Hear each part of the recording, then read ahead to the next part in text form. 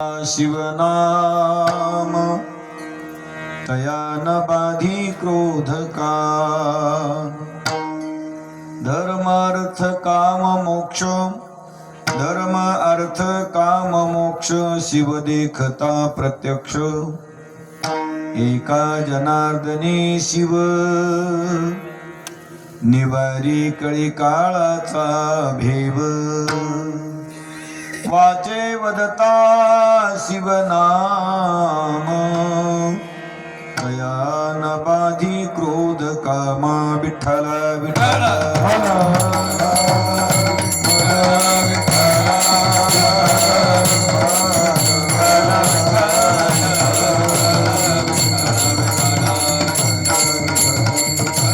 माझी म्हणीचा जानो निया भाव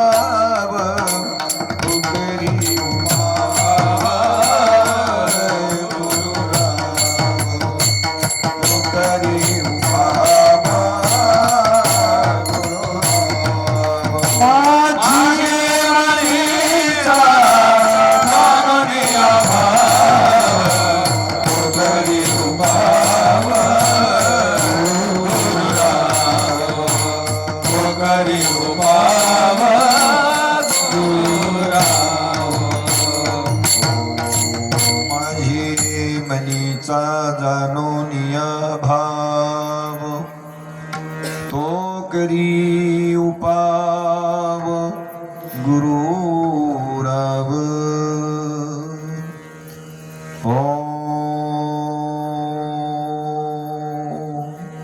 त्र्यंबकं जजामहे सुगंधिं पुष्टिवर्धनम् उर्वारुकमिव बन्धनात् मृत्योर्मोक्षीयमामृतात्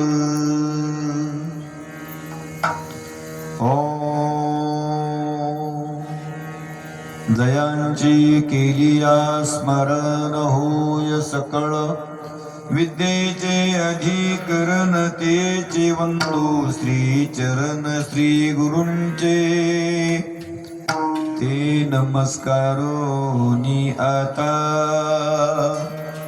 शिव भोळा चक्रवर्ती त्याचे पाय माझे चित्ती वाचे वदता शिवनाम तया न बाधे क्रोध काम प्रस्तुत प्राप्त प्रसंगी ईश्वर चिंतनाच्या निमित्ताने आपल्या सर्वांच्या समोर ठेवलेला भंग श्री संत श्रीमंत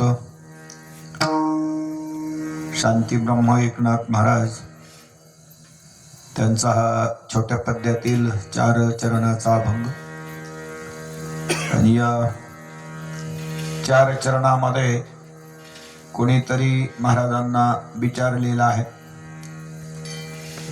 संत मंडळी साधू मंडळी विचारल्याशिवाय शक्यतो कोणाला सांगत नाही. इथे कोणीतरी महाराजांना विचारलेला आहे की मी संसार आणि परमार्थ दोन्ही क्रिया करत आहे, तर संसारामध्ये मला काही अडचणी आहेत आणि परमार्थामध्ये मला काही अडचणी आहेत.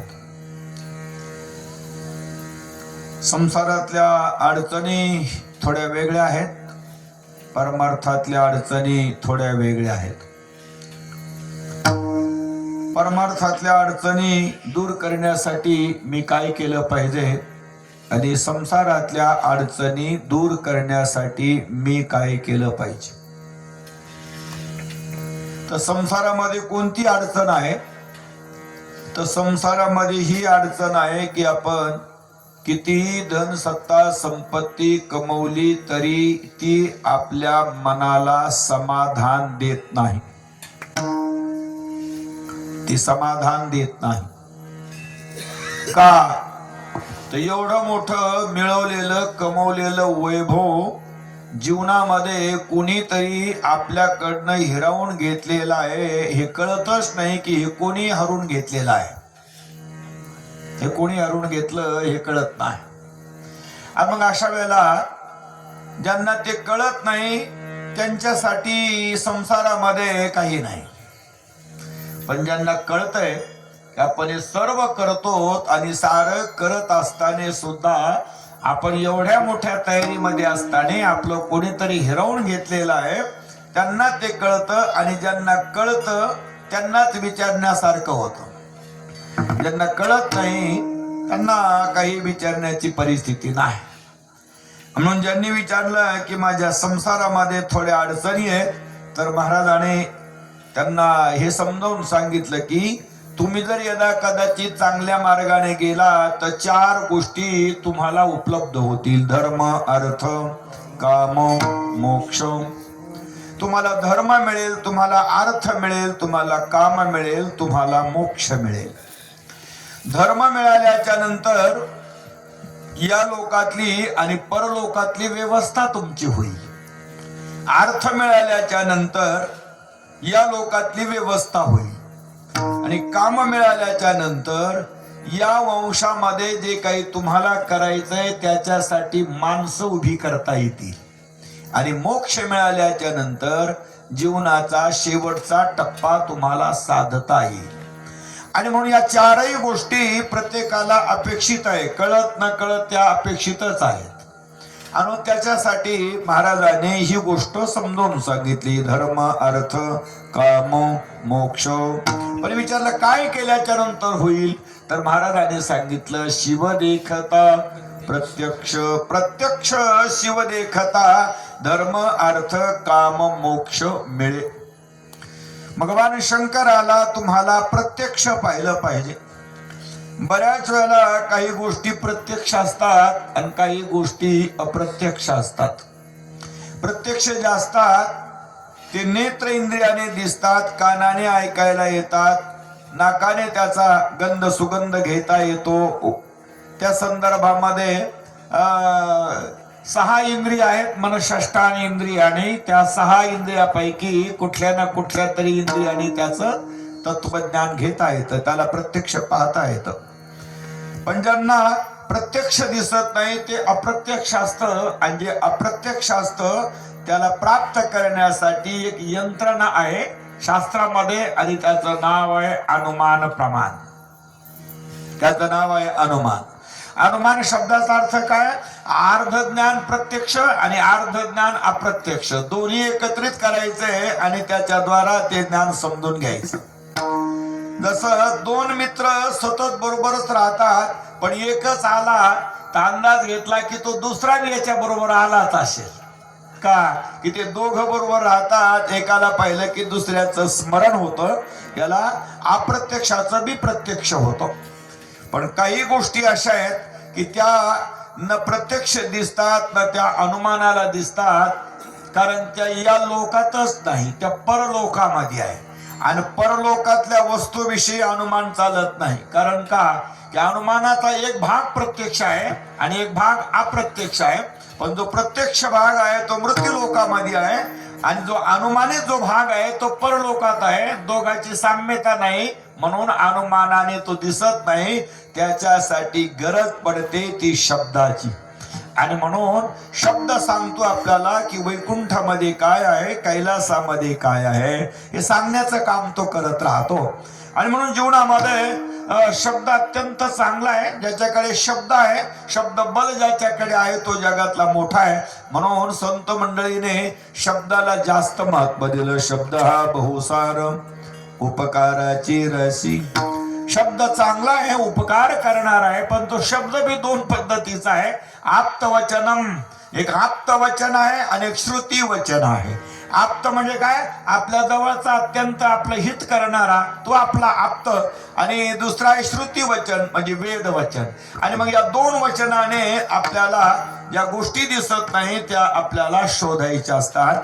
पण हे सारं करत असताना शंकराला कसं प्रत्यक्ष पाहायचं? शिव देखता प्रत्यक्ष भगवान शंकराला कसं प्रत्यक्ष पाहायचं, शब्दाच्या द्वारा पाहायचं का प्रत्यक्षाने पाहायचं का अनुमानाने पाहायचं का उपमानाने पाहायचं, तर उत्तर मिळालं महादेवाला प्रत्यक्षानेच पाहायचंय, अनुमानाने आणि शब्दाने त्याला पाहायचं नाही.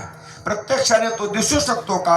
हो, दिसू शकतो. कोणत्या पद्धतीने तो दिसेल, तर त्याच्यासाठी आपल्याला विश्वरूप दर्शन नावाचा श्रीमद भगवद्गीतेतील आणि तो 10वा अध्याय पाहावा लागेल की ज्याच्यामध्ये 10व्या अध्यायामध्ये त्याची चर्चा आलेली आहे.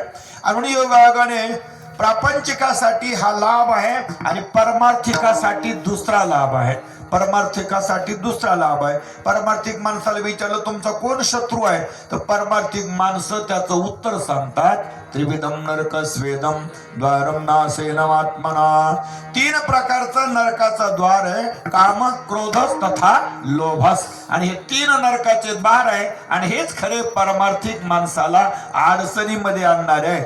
आणि अशा अडचणीमध्ये आणणारे जे परमार्थाला आहे त्याच्यासाठी महाराजांनी दुसरं उत्तर दिलं की जर यदा कदाचित तुम्ही शंकराचं नाव जर वाणीने घेतलं तर तुम्हाला यांची बाधा होणार नाही. वाचे वदता शिवनाम तया न बाधे क्रोध काम. शंकराच्या नावाचा जर तुम्ही यदा कदाचित जप करत बसलात तर या गोष्टीचा तुम्हाला बाधा होणार नाही. याचा अर्थ परमार्थ करणाऱ्यासाठी हे दुसरं चरण आहे आणि प्रपंच करणाऱ्यासाठी हे तिसरं चरण आहे. याच्यानंतर विचारलं की ज्यांच्याकडे जायचं ते कसे आहेत. केव्हा केव्हा मोठ्या माणसाकडे आपण जातो, पण ती मोठी माणसं इतकीच मोठी असतात की त्यांच्या दारामध्ये 10-10 तास बसून सुद्धा निराश होऊन माणसं परत येतात. हो, निराश होऊन माणसं परत येतात का? की ती मोठी माणसं मोठीच असतात, कामं त्यांची मोठी असतात, आपलं किरकोळ काम असतं, आपल्याला ते काही जवळ घेत नाही. आणि मग अशा वेळेला आपण त्यांचं दर्शन करण्यासाठी गेलो किंवा त्यांचं नामजप करण्यासाठी गेलो तर ते आपल्याला भेटतील का? तर महाराजांनी सांगितलं ते जरूर तुम्हाला भेटतील, कारण त्यांचा स्वभाव असा आहे. त्यांचा स्वभाव कसा आहे तर त्याचं उत्तर आहे महाराजांनी देऊन टाकलं. शिव भोळा चक्रवर्ती. तो अत्यंत भोळा आहे आणि तो चक्रवर्ती बी आहे. भोळा शब्दाचा अर्थ सामान्य आहे आणि चक्रवर्ती शब्दाचा अर्थ सर्व गुण संपन्न आहे. चक्रवर्ती शब्दाचा अर्थ जगातला सर्वात मोठा आहे आणि भोळा शब्दाचा अर्थ भोळ्या माणसाला कोणी काही काम सांगा तो ऐकायला तयार असतो. गावातला एखादा भोळा माणूस असला, कोणी म्हणलं गरम भाऊ जर आपल्या काड्याची पिढी घेऊन ये, लगेच येणार. हे तंबाखूची पुढे घेऊन ये, लगेच येणार. म्हणजे याचा अर्थ काय झाला? भोळी जेवढी माणसं तेवढी समाजाच्या उपयोगाची आणि जेवढी ज्ञानी माणसं तेवढी समाजामध्ये विद्रोह करणारी माणसं. भोळ्या माणसाकडनं फार झालं तर 2 टायमाच्या जेवणाची व्यवस्था होऊ शकते, याच्यापेक्षा भोळे माणसं काहीच करू शकत नाही. तसं महादेव अत्यंत भोळे आहेत. कसे भोळे आहेत? कोणी पुकारलं तरी त्यांच्या बरोबर जायला तयार आहे. आणि म्हणून शिवचं दर्शन तुम्हाला झालं पाहिजे हे भोळेपणाने सांगितलं. आणि सर्व गुण संपन्न शिव आहे हे परमार्थिक करणाऱ्यासाठी आहे. म्हणजे आता दुसरं चरण जे आहे त्याच्यासाठी हे दुसरं चरणला दुसरा भाग लावायचा आणि तिसऱ्या चरणासाठी पहिला भाग लावायचा. भोळा हा भाग प्रापंचिकासाठी लावायचा आणि चक्रवर्ती हा भाग आणि दुसऱ्या चरणासाठी लावायचा. विचारलं महाराज असे शंकर भोळे आहेत, शिव भोळा चक्रवर्ती, पण त्याचं नेमकं करणार तर तुम्ही काय? महाराजांनी सांगितलं त्यांचे पाय आमच्या चित्तामध्ये राहू द्या. चित्तामध्ये त्यांचे पाय काय ठेवावं? अन्य ठेवले तर काय अडचण आहे. आणि चित्तामध्ये पाय ठेवल्याच्या नंतर खरोखरच काम आणि क्रोधाची बाधा होणार नाही का? याचं चरित्र चित्रण बी आपल्याला पुढे पाहता येईल. शेवटी विचारलं महाराज असे शंकर भोळे आहेत, परंतु तुम्ही तसा कसा अनुभव घेता? महाराजांनी सांगितलं एका जनार्दनी शिव निवारी कळी काळाचा भेव. कळी काळाची भीती संसारामध्ये साऱ्या प्राण्याला आहे. साधू होऊ द्या, संत होऊ द्या, जपी होऊ द्या, तपी होऊ द्या, जगामध्ये कोणी होऊ द्या, अगदी 9 ग्रह जरी असले तरी त्यांना कळीकाळाची बाधा आहे. पृथ्वीला कळीकाळाची बाधा आहे. जगातल्या साऱ्या प्राण्याला, जेवढे जेवढे प्राणी जन्माला आले ते साऱ्या प्राण्याला कळीकाळाची बाधा आहे. आणि ही कळीकाळाची बाधा भगवान शंकर निवृत्त करतात. आणि याबरोबर कीर्तनाच्या अभंगाचा अर्थ संपलाय. विठ्ठल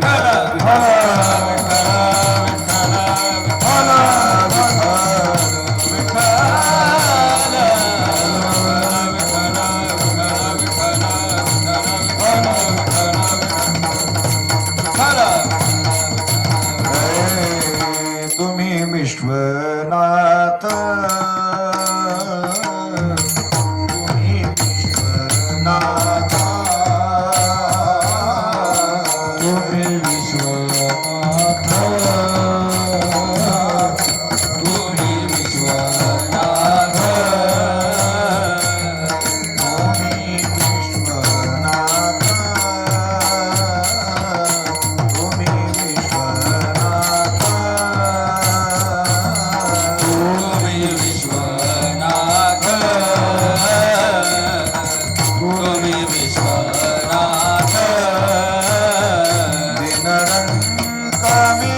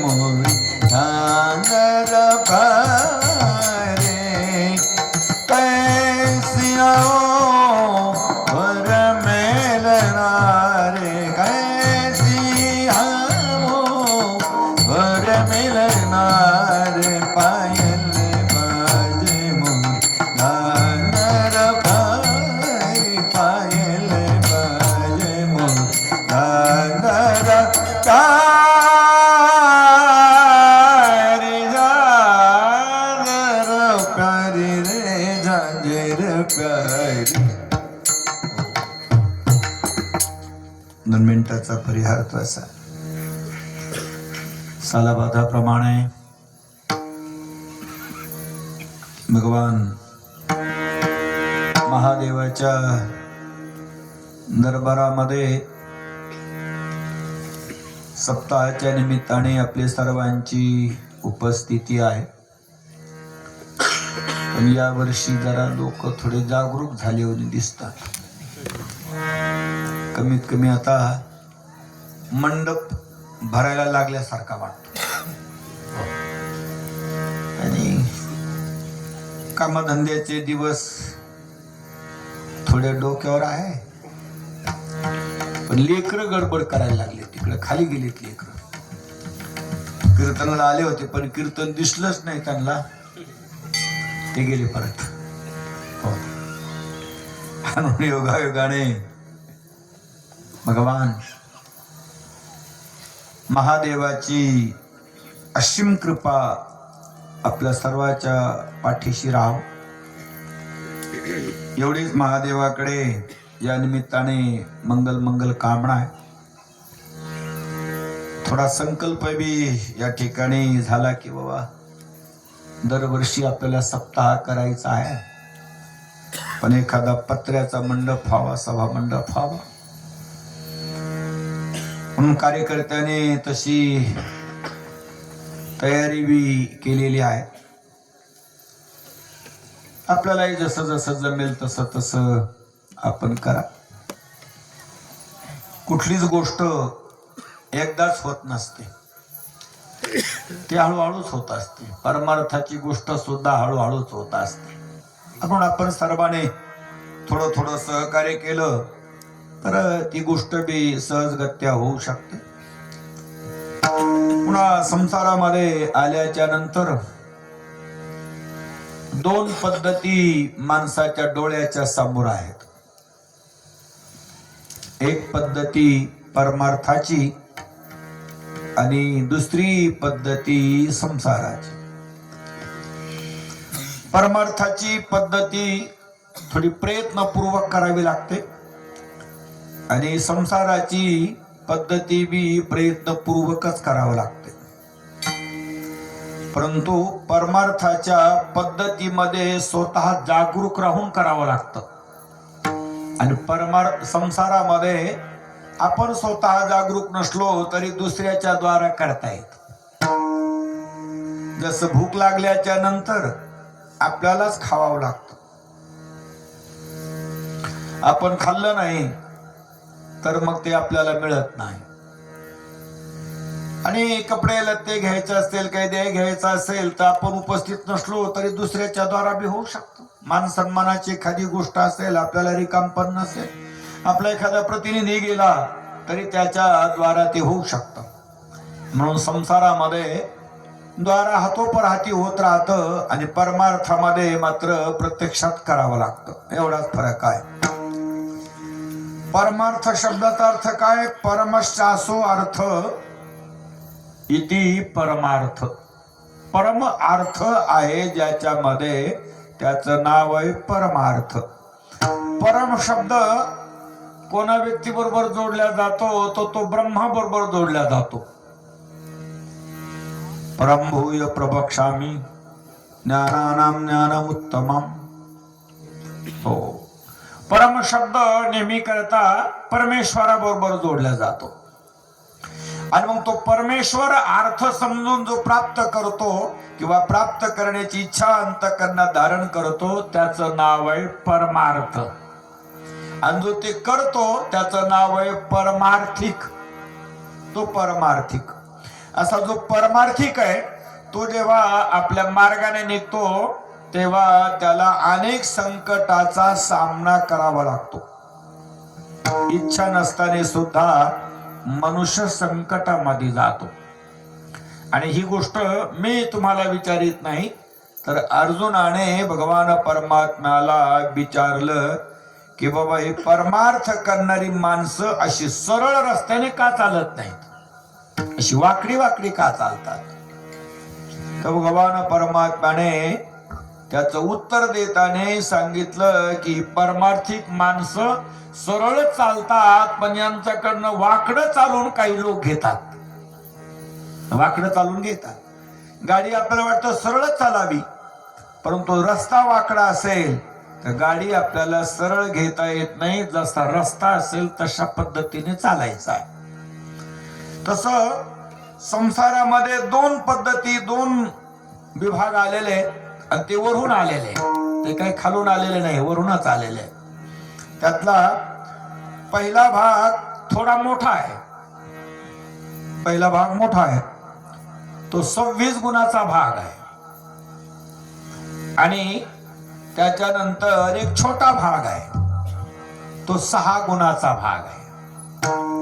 त्या 6 मध्ये बी 3 कमजोर आहेत आणि 3 जास्त बलवान आहे. दंभो दर्पोभिमानश्च क्रोध पारुष्यमेव च अज्ञानं चाभिजातस्य पार्थ संपदमासुरीम. पार्थ आसुरीम संपत्तीम आबद्ध. हे अर्जुन, हे आसुरी संपत्तीतून आलेले आहेत. हे कोणते कोणते आलेले आहेत तर कामम क्रोधम, हे आसुरी संपत्तीतून आलेले आहेत. त्याच्यानंतर विचारलं हे आसुरी संपत्ती काय करणार आहे माणसाला, तर सांगितलं की दैवी संपत्ती विमोक्षाय निबंधाय आसुरी मता. दैवी संपत्ती माणसाला मुक्त करणारी आहे आणि आसुरी संपत्ती माणसाला बंधनामध्ये टाकणारी आहे. तेव्हा अर्जुन घाबरला आणि घाबरल्याच्या नंतर तो म्हणला अरे मी एवढं चांगलं काम करून जर माझी जर आसुरी संपत्ती असेल आणि ती जर मला बंधनात टाकत असेल तर मी आता काय केलं पाहिजे. तर भगवान परमात्मा झटकन सावध झाले आणि त्यांनी सांगितलं मा सुचा संपदम दैवी पार्थम. हे अर्जुन तू चिंता करू नको, तू दैवी संपत्ती मध्ये आलेला आहेस. हो, दैवी संपत्ती तू आलेला आहे. आणि मग आसुरी संपत्ती मध्ये कोण आला तर त्याची चर्चा थोडी पुढे येते, ती एकदम 7-8-10 श्लोकामध्ये ती आहे. फक्त मला एवढं समजून सांगायचं की परमेश्वराने 2 प्रकारची संपत्ती दिलेली आहे. एक दैवी संपत्ती आणि दुसरी आसुरी संपत्ती. जरा थोडस चरित्र बी सांगावं लागेल तेव्हा ही गोष्ट जरा लवकर कळेल. देव आणि दानव यांचा जन्म झाला, यांचा बाप एक आहे पण यांच्या आया वेगळ्या वेगळ्या आहेत. यांचा बाप एकच आहे पण माता मात्र यांच्या वेगळ्या वेगळ्या आहेत. दितीपासून दैत्य आले तर आदितीपासून देव आले. दस्यू पासून दानव आले. दस्यूपासून दानव आले. दितीपासून राक्षस आले. त्याच्यानंतर आदितीपासून देव आले. याच्यानंतर वेगवेगळ्या व्यक्तीपासून वेगवेगळे माणसं आले. पण या सारे माणसं येताने एकाच घरात जन्माला आले आणि या सर्वांचा बाप एकच आहे आणि त्या सर्वांच्या बापाचं नाव आहे कश्यप मुनी. त्यांचं नाव आहे कश्यप मुनी. पण विचारलं एकच बाप असताना एवढे वेडे कसे जन्माला आले. बाप जर एक असेल तर एवढी पसारा कस काय पांगल्या गेला यांचा. तर उत्तर मिळालं बापाचे संस्कार थोडे असतात पण आईचे संस्कार जास्त असतात आणि आईच्या संस्काराचा प्रभाव लेकरावरती जास्त पडतो. आणि म्हणून एकाच घरामध्ये जन्माला आलेले एका बाजूला देव झाले, दुसऱ्या बाजूला राक्षस झाले, तिसऱ्या बाजूला दानव बी झाले आणि चौथ्या बाजूला मानव झाले. मनु पासून जे आले ते मानव, दस्यू पासून आले ते दानव, दिती पासून आले ते राक्षस आणि आदितीपासून आले ते देव. आता आले म्हणजे एकाच घराण्यामध्ये आले, एकाच परिवारामध्ये आले, पण यांच्यावर तो परिणाम जो झाला तो केवळ आणि केवळ यांच्या आईच्या संस्काराचा मोठा प्रभाव पडलेला आहे. विठ्ठल विठ्ठल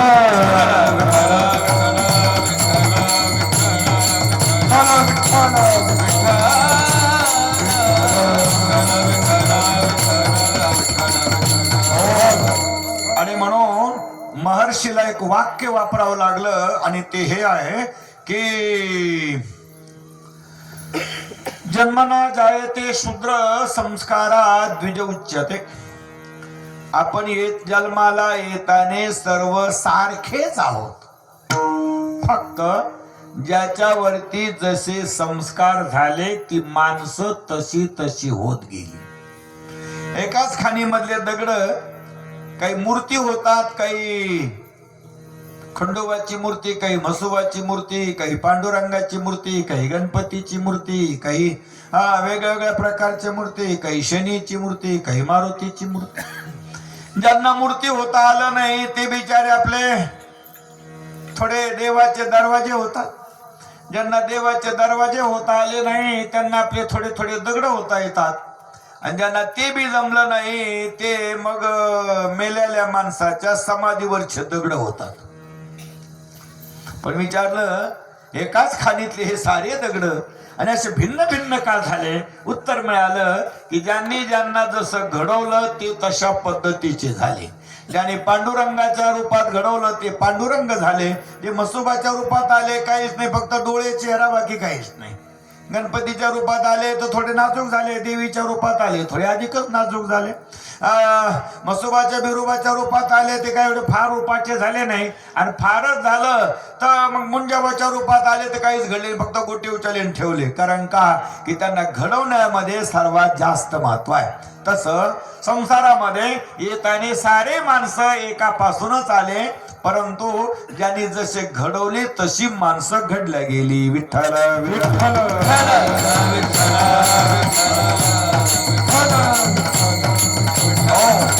यजुर्वेदामध्ये एक सूक्त आलेलं आहे, पुरुष सूक्त. आणि त्या पुरुष सूक्तामध्ये एक मंत्र आला आणि त्याच्यामध्ये असं म्हटलंय, एतावानस्य महिमातो जयांच पुरुखः पादोस्य विश्वभूतानि त्रिपादस्य मृतं दिवी. एतावान अस्य महिमा जाता. एतावान म्हणजे दिसणारं जेवढं संसार आहे हा सारा संसार एकाच व्यक्तीपासून आलेला आहे. आणि ज्याच्या पासून आलेला आहे त्याचं नाव आहे परमात्मा. विठ्ठल विठ्ठल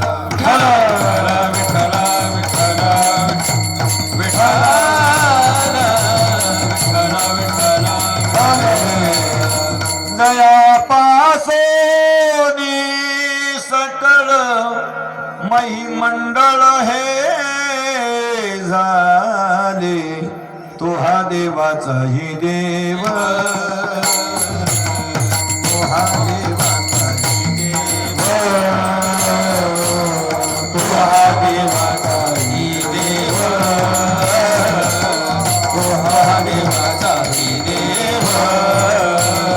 निवारी कळी काळाचा भेव, निवारी कळी काळाचा भेव, तो हा देवाचाही देव,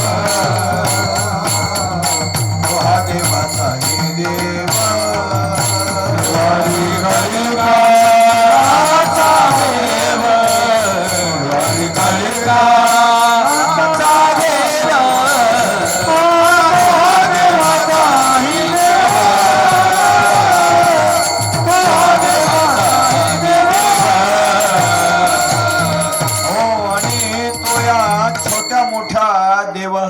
देव आहे. काय करतो तर कळी काळाचे भीती निवारण करत राहतो. सर्वात महत्वाची गोष्ट ही येते की जो ज्याला जन्म देतो तो त्याला सांभाळण्याचा प्रयत्न करतो. जो ज्याला जन्म देतो तो त्याला सांभाळण्याचा प्रयत्न करतो. उंदराच्या पिलाला जरी उंदराने जन्म दिला तरी ते बिचार ते आपले पिलं सांभाळण्याचं काम करतं.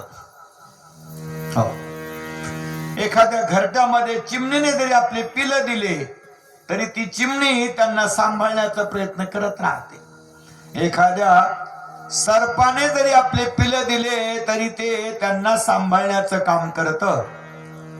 अगदी एका वाक्यात सांगायचं ठरलं तर विंचवाने सुद्धा आपले पिलं जन्माला घातल्याच्या नंतर ते सुद्धा त्याच्या सांभाळण्याची जबाबदारी घेतात.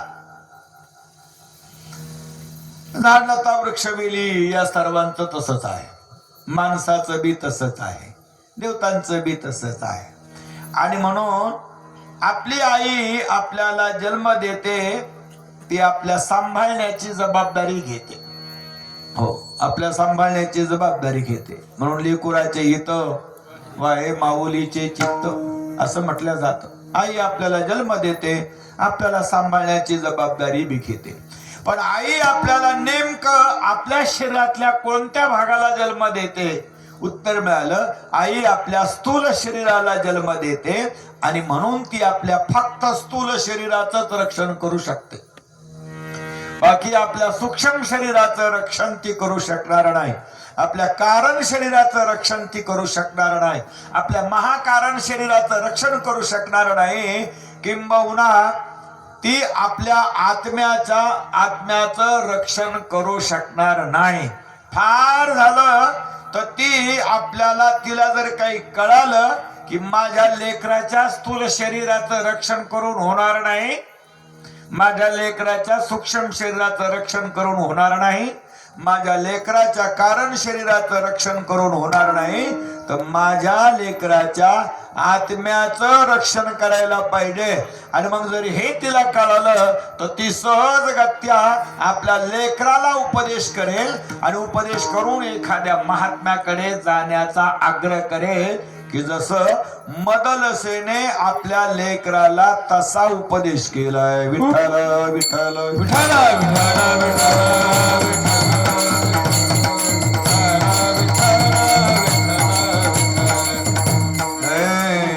उठी रे बाळा, उठी रे बाळा, तीर्थ रे हिंड, उठी रे बाळा, तीर्थ रे हिंड, बाळा, उठी रे बाळा, तीर्थ हिंड. साधू आणि संत तेथे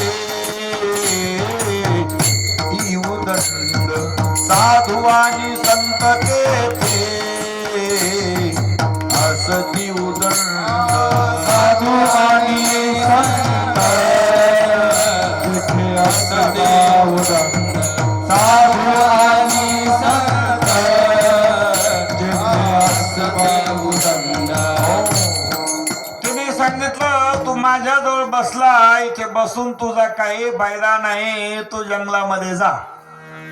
पण जंगलामध्ये जा म्हणजे काय, गाया बकऱ्या तर तसं जायचं का? नाही. तीर्थक्षेत्रामध्ये जा, तिकडे साधू संत राहतील, त्यांची भेट घ्या. जे आत्मज्ञानी असतील ते बडबड करायचे नाही, आणि ज्याच्याकडे आत्मज्ञान नाही ते बडबड केल्याशिवाय राहायचं नाही. जे बडबड करणार नाही त्यांच्याकडे आत्मज्ञान राहील. त्यांना तुम्ही गुरु करा आणि गुरु केल्याच्या नंतर ते तुम्हाला जे काही तत्वज्ञान देतील ते तत्वज्ञान घेऊन तुम्ही माझ्याकडे या आणि पाळण्यामध्ये मी तुम्हाला झोपून त्या आत्मज्ञानाचे गाणे मग मी तुम्हाला गाईल. आत्मज्ञानाचं गाणं तर आता बी मला येतं, पण जोपर्यंत गुरुकडून तुम्हाला परत येता येणार नाही तोपर्यंत आत्मज्ञानाचं गाणं मी तुम्हाला समजू शकणार नाही. कारण का, आतापर्यंतचा इतिहास आहे, कुठल्याच आत्मज्ञानी माणसाने आपल्या मुलाला आत्मज्ञान देण्याचा फारसा प्रयत्न केलेला नाही. कुठल्याच ऋषीने आपल्या धर्मपत्नीला आत्मज्ञान देण्याचा प्रयत्न केला नाही. हा कीर्तनकाराने आपले लेकरं कीर्तनकार केले, प्रवचनकार केले, ही गोष्ट खरी आहे. परंतु आत्मज्ञानाच्या बाबतीमध्ये असं कधीच घडलं नाही.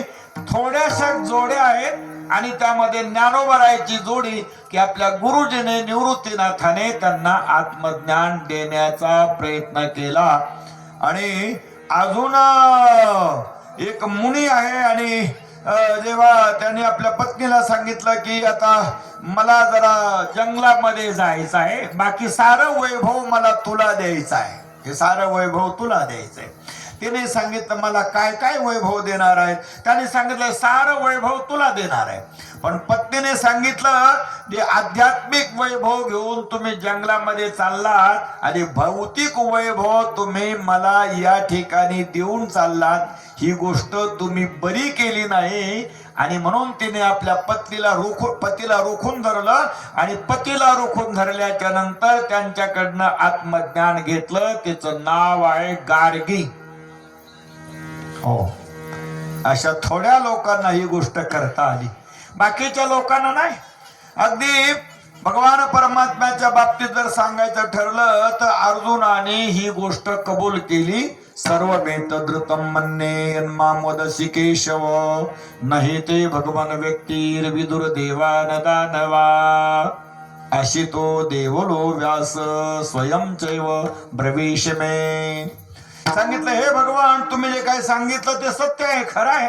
याच्या अगोदर हे लोक आमच्या दारात आले, आशितो देवलो व्यास स्वयंचैव ब्रवीषमे, आशित मुली आले, देवल मुनी आले, अन्य संत आले, साधू आले.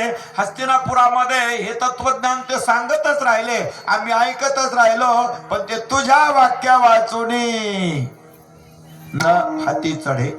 पण तो जोपर्यंत मला सांगितलं नाही तोपर्यंत हे वाक्य मला कळालं नाही. आणि म्हणून जीवनामध्ये आल्याच्या नंतर जेव्हा परमेश्वर आपल्याला समजून सांगतो तेव्हा आपण जगातल्या कुठल्या माणसाच्या फार ऐकण्याच्या भानगडीत पडायचं नाही. जेव्हा माझ्या आईने मला हे समजून सांगितलं की हे तुझे वडील आहेत, त्यानंतर मला माझे वडील कोण आहेत हे विचारण्याची आवश्यकता कोणाकडेच नाही. माझ्या आईने सांगितले आता हे 100% आहे. तसं संसारामध्ये आत्मा आणि परमात्मा दोन्ही एक आहे हे ज्याने समजावून सांगितलं त्याचं नाव आहे वेद. वेदाने एकदा समजावून सांगितलं तर त्याच्यासाठी पुन्हा चर्चा नाही. पण वेदावरती थोडा कमी विश्वास असणाऱ्या माणसाला संत समजून सांगत राहतात. वेदावरती कमी विश्वास आहे तर उपनिषद समजून सांगतील, उपनिषदावरती कमी विश्वास आहे तर पुराण समजून सांगेल, पुराणावरती कमी विश्वास आहे तर संत समजून सांगतील, संतावरती कमी विश्वास आहे तर मग जगामध्ये तुम्हाला अध्यात्म कोणी समजून सांगणार नाही. किंबहुना तो सांगण्याचा अधिकारच कोणाला नाही. आता लोक जबरदस्तीच म्हणत राहतात की त्यांच्या आत्म्याला चिरशांती लाभो, यांचा आत्मा हा समाधानी आणि त्यांच्या आत्म्याला चिरशांती लाभो. आता ज्याचा आत्माच अशांत आहे त्याचा आत्मा आता दुसऱ्याला कशी शांती देतो. आणि म्हणून संत लोक आपल्याला शांती देतात आणि ती शांती देत असताना हजारो अभंग आपल्याला तशी पाहायला मिळतील, ओव्या तशा पाहायला मिळतील, श्लोक आपल्याला तसे पाहायला मिळतील. पण हे सारं पाहायला मिळाल्याच्या नंतर आपलं समाधान त्याच्यामध्ये आहे की नाही, साऱ्या गोष्टी उपलब्ध झाल्याच्या नंतर जर यदा कदाचित आपल्याला त्याचा लाभ होत नसेल तर आपल्यामध्ये काहीतरी कमी आहे, काहीतरी अडचण आलेली आहे. आपलं सारं काही जमून आलं पण अचानकच बिघडलं तर कोणीतरी काहीतरी गडबड केलेली आहे. तसं परमार्थाची सारी प्रक्रिया आपण पूर्ण केल्याच्या नंतर भी जर यदा कदाचित आपली पूर्तता होत नसेल तर काहीतरी आपल्यामध्ये अडचण आहे. आणि ती अडचण जर कोणाची असेल तर ती क्रोधाची, लोभाची, कामाची अडचण आहे. आणि ती अडचण दूर करण्यासाठी जगामध्ये सहज आणि सरळगत्या एकच मार्ग आहे आणि त्या मार्गाचं उत्तर आहे अभंगाच्या दुसऱ्या चरणात. शिव नाम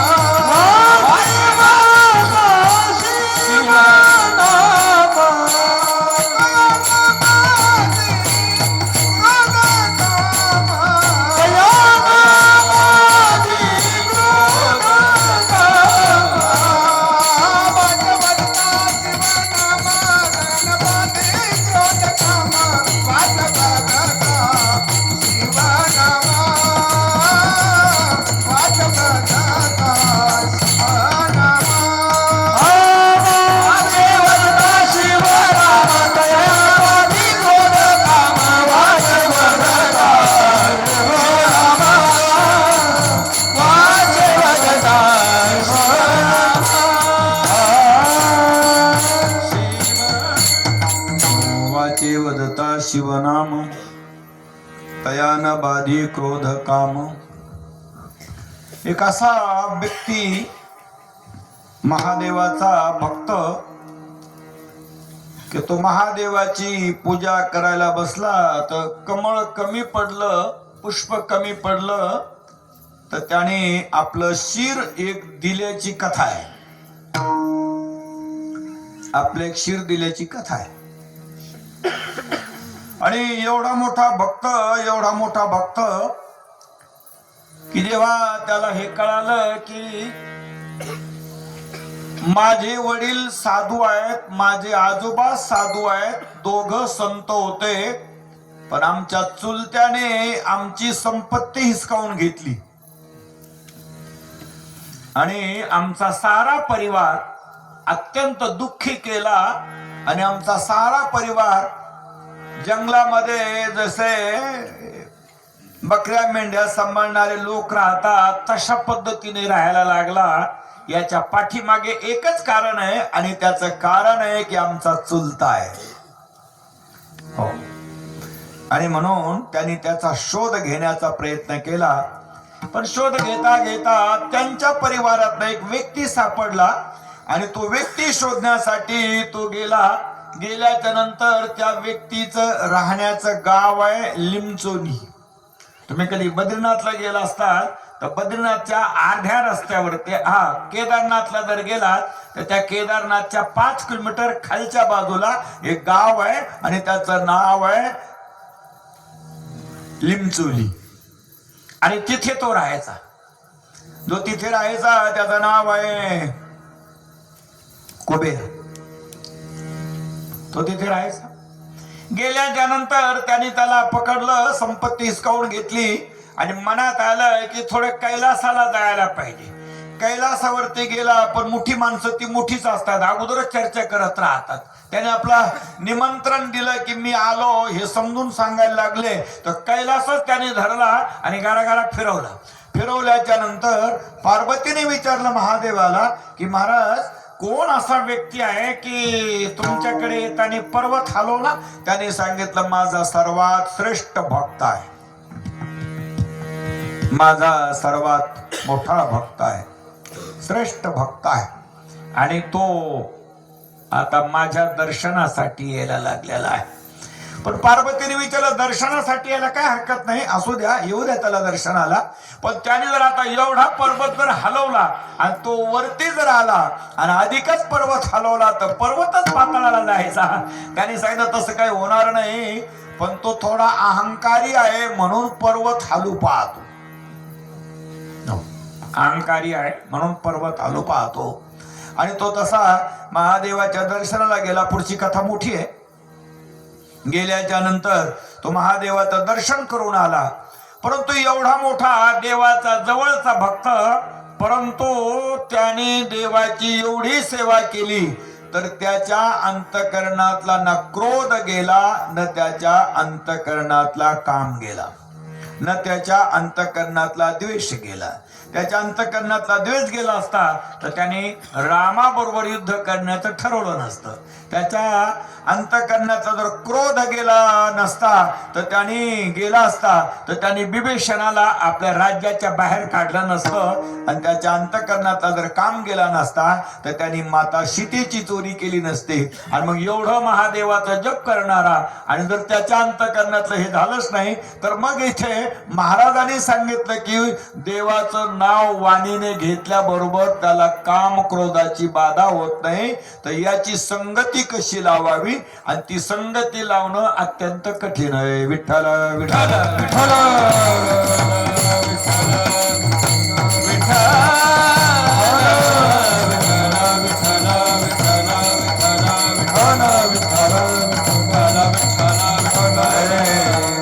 हरी हरी हरी हा मंत्र शिवाचा, हरी हरी हरी हा मंत्र शिवाचा, हरी हरी हरी हा मंत्र शिवाचा, हरी हरी हरी हा मंत्र शिवाचा, हरी हरी मंत्र हा शिवाचा, हरी हरी हरी हा मंत्र शिवाचा.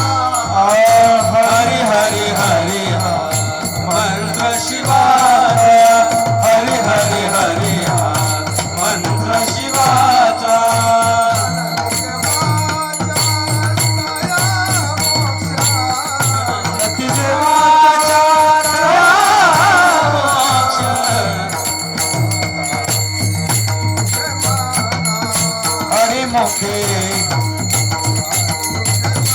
हरी मुखे मना हरी मुखे मना हरी मुखे मना हरी मुखे मना.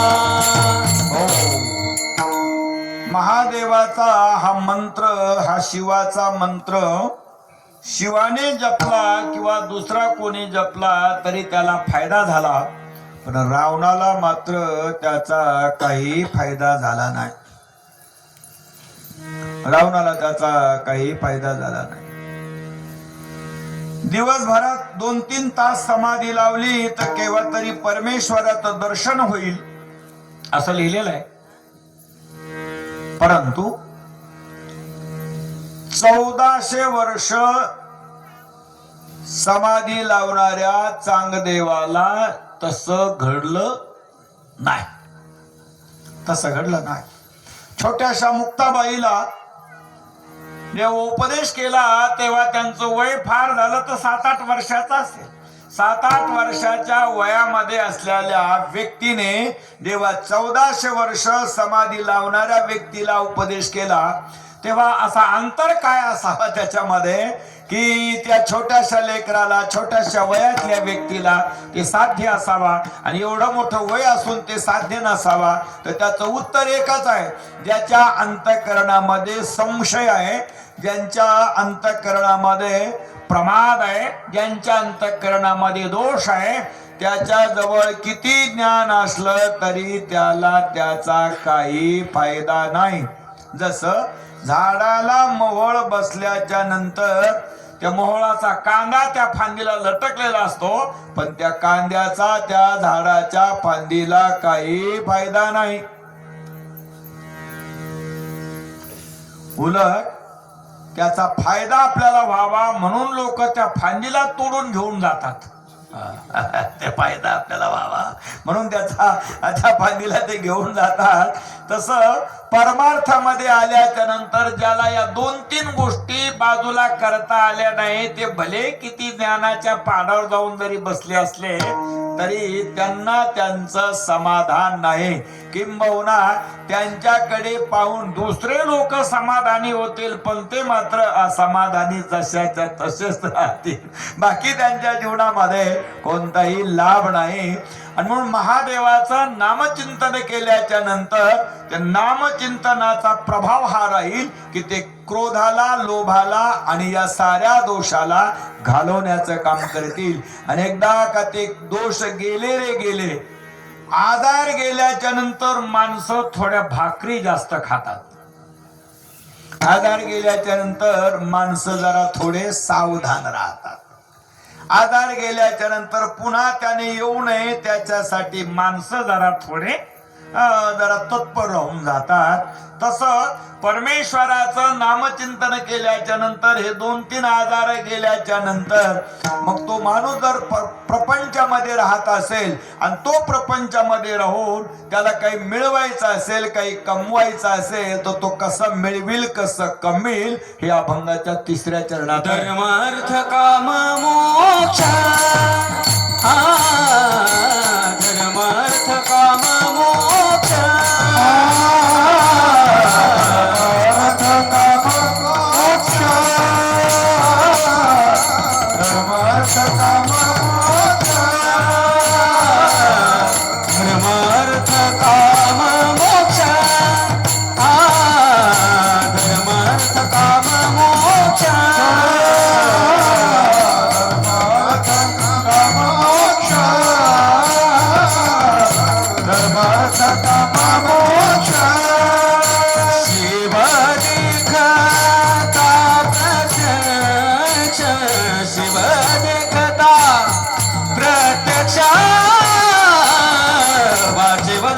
शिवनाम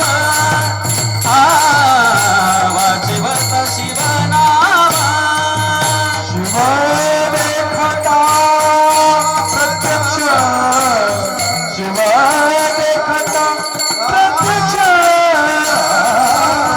वाचिवता शिवनाम वाचिवता शिवनाम.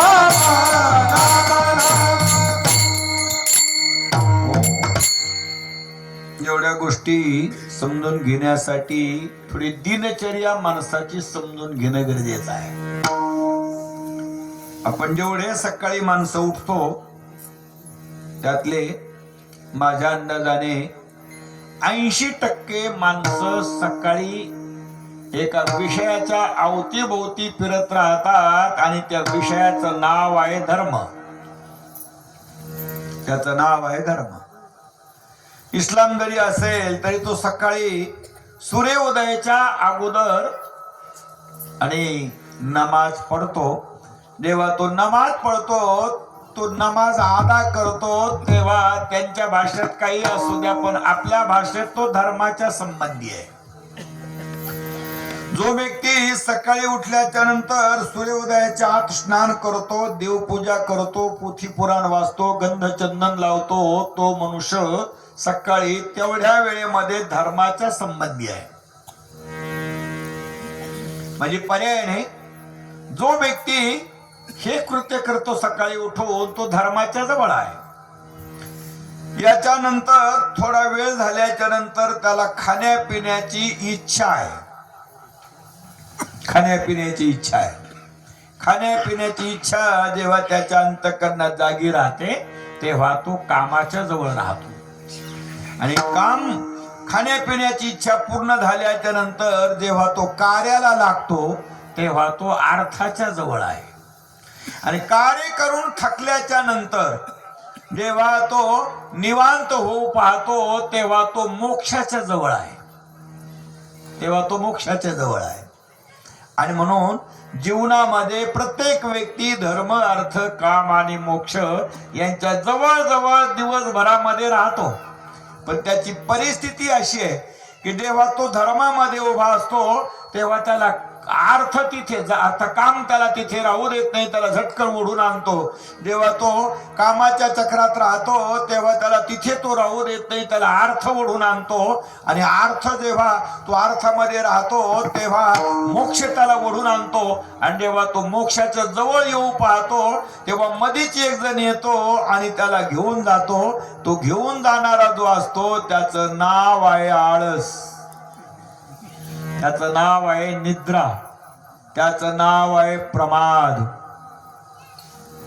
तन्निबध्नाति भारत. अज्ञानापासून निर्माण झालेले हे बांध आहे. भगवद्गीतेच्या भाषेत जर सांगायचं ठरलं तर सर्व द्वारेषु देहेस्मिन् प्रकाश उपजायते ज्ञानम यदा तदा विद्यात्.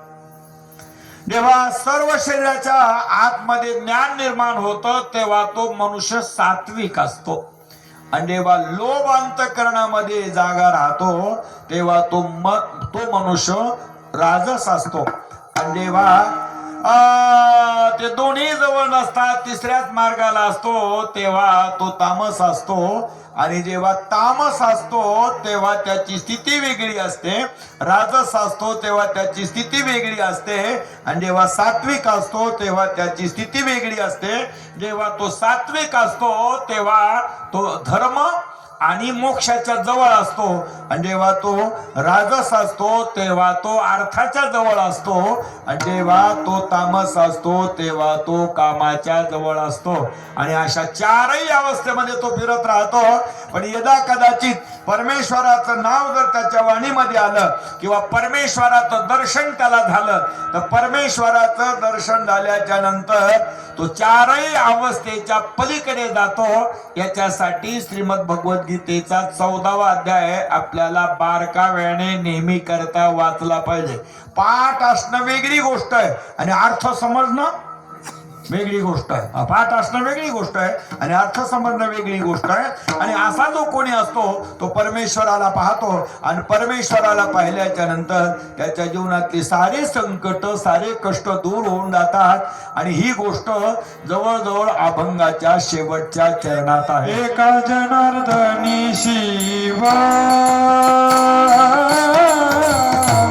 एका जनार्दनी शिवा,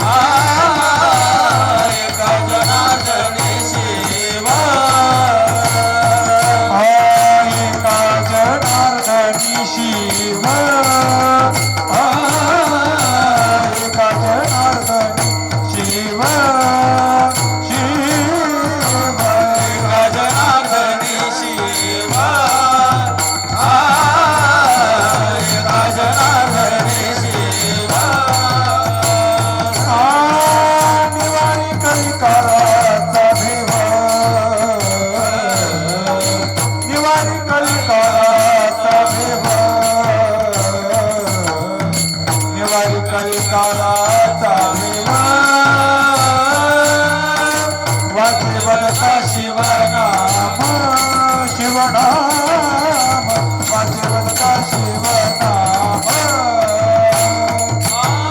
निवारी कळी काळाचा भीम निवारी कळी काळाचा भीम निवारी कळी काळाचा भीम वाचवता शिवनाम वाचवता शिवनाम आतयनवादी क्रोधकाम दयानवादी क्रोधकाम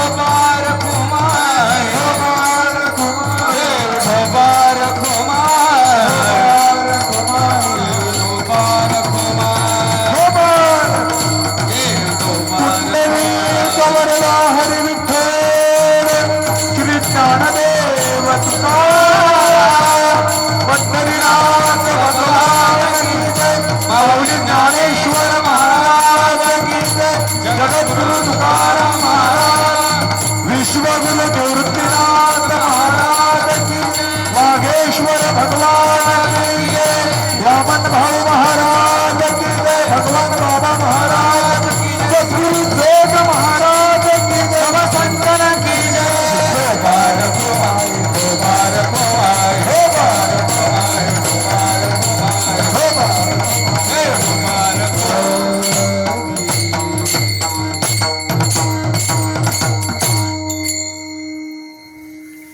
दोन चरणाचा साधा साधा भावार्थ झालेला आहे. अजून दोन चरणाचा भावार्थ बाकी आहे आणि मग ते झाल्याच्या नंतर त्याचा विशेष अर्थ आहे.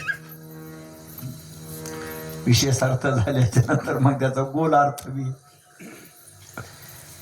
एवढा सारा अर्थ होण्यामध्ये बराच वेळ जाऊ शकतो.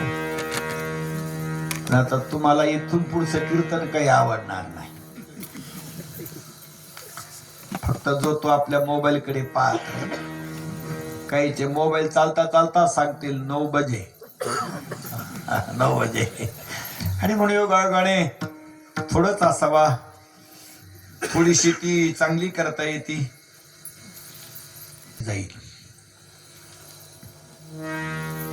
तर सर्वात महत्वाची गोष्ट हे कळणं गरजेचं आहे की कळी काळाची भीती कोणाला आहे. कळी काळाची भीती कोणाला आहे. तर कळी काळाची भीती तर मला असं वाटतं की फक्त माणसाच्या स्थूल शरीराला आहे. मनुष्य जरी मृत झाला तरी त्याचं मन मरत नाही.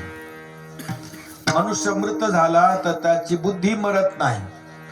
मनुष्य मृत झाला तर त्याचं चित्त मरत नाही. मनुष्य मृत झाला तर त्याचे इंद्रिय मरत नाही. मनुष्य मृत झाला तर त्याचा आत्मा बी मरत नाही. फक्त माणसाचं शरीर मरत, शरीर बी मरत नाही, फक्त काम करणारी यंत्रणा त्याला सोडून देते. आणि मग काम करणारी यंत्रणा बंद झाली, काम करणं बंद झालं की आपण बैलाला सुद्धा एका पिंडीवर आणतो. बैलाला एका पिंडीवर ज्याला 5 पेंड्या घालवायचो, द्यायचो खायला, आणि 2 किलो पेंड द्यायचो. आता तो बी निष्क्रिय झाल्याच्या नंतर, कामराई झाल्याच्या नंतर एकच पिंडी द्यायची, बोबाटा करायचा. आता बैलाला चावत नाही, आता बैलाला चावत नाही. म्हणजे याचा अर्थ असा झाला की जेव्हा शरीर आपलं निष्क्रिय होतं तेव्हा आपली यंत्रणा शरीराला सोडून जाती आणि मग त्या शरीराला नष्ट करावं लागतं. किंबहुना शरीरालाच भय आहे, मनाला, बुद्धीला, चित्ताला, इंद्रियाला, अंतकरणाला, आत्म्याला भय नाही. एवढंच लक्षात ठेवायचं आहे. आता शरीराला भय आहे, मग हे शरीराचं भय कसं जाईल? शरीराचं भय आहे, शरीराचं भय आहे, हे कसं जाईल? तर ज्याचं मन सुदृढ आहे त्याच्या शरीराला भय नाही, ज्याची बुद्धी सुदृढ आहे त्याच्या शरीराला भय नाही, ज्याचं चित्त सुदृढ आहे त्याच्या शरीराला भय नाही, ज्याचे इंद्रिय सुदृढ आहेत त्याला त्याच्या शरीराला भय नाही. परंतु आता हे कशामुळे सुदृढ राहतील? तर त्याचं उत्तर असं आहे की आपल्याला कधी कधी कल्पना होत असावा की नसावा काही पता नाहीये. जे माणसं थोडी थोडी सकाळी समाधी लावू पाहतात त्यांच्यासाठी बोलतो, किंवा जे माणसं सकाळी सकाळी देवाची पूजा करून एकांतात बसू पाहतात आणि देवाच्या नावाचा जप करतात त्यांच्यासाठी सांगतो.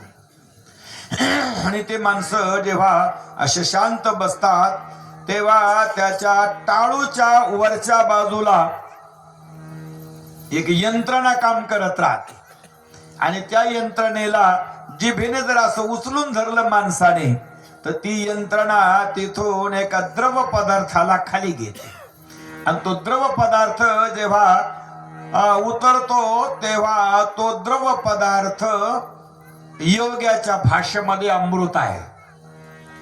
योगी लोक त्याला अमृत असं म्हणतात आणि त्या अमृताचं सेवन मनाने, इंद्रियाने, चित्ताने, अंतकरणाने केलं तर मग ते इंद्रिय अमर होतात आणि ते इंद्रिय अमर झाले की मग ते शरीर बी त्याबरोबर निरोगी राहतं, चांगलं राहतं. फक्त मला एवढं सांगायचं. आणि म्हणून ते नाम जप करताने, परमेश्वराचं दर्शन करताने, परमेश्वराची कीर्ती कानाने ऐकताने, परमेश्वराच्या गावाला जाताने ही प्रक्रिया होत राहते आणि या प्रक्रियेच्या माध्यमातून माणसाच्या शरीराला होणारी वेदना आणि या यंत्रणेला होत नाही. आणि अशा पद्धतीने भगवान शिव शंभूचं जप केल्याच्या नंतर, त्याचं ध्यान केल्याच्या नंतर, त्याचं भजन केल्याच्या नंतर आपल्या जीवनातल्या स्थूल शरीराच्या दुःखाची भीती नाहीशी होईल. एवढाच अर्थ या चरणाचा इथपर्यंत पुरेसा होईल. पुन्हा एकदा आपल्या सर्वांच्या वतीने भगवान